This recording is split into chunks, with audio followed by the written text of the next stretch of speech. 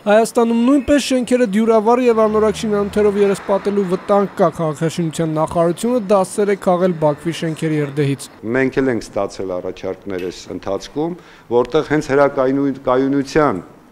պատճառով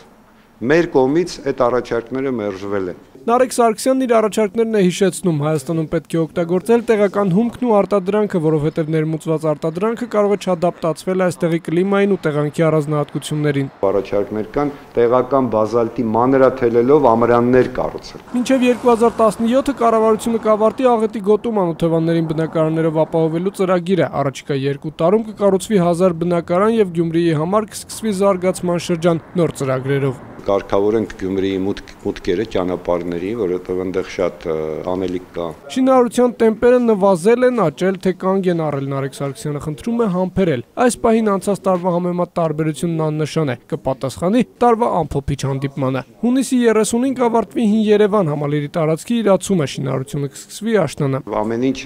այս պահին կախված է ուղղակի արագ իրացումը անելու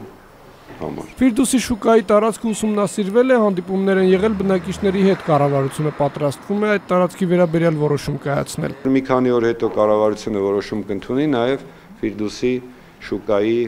Ֆիրդուսի տարածքի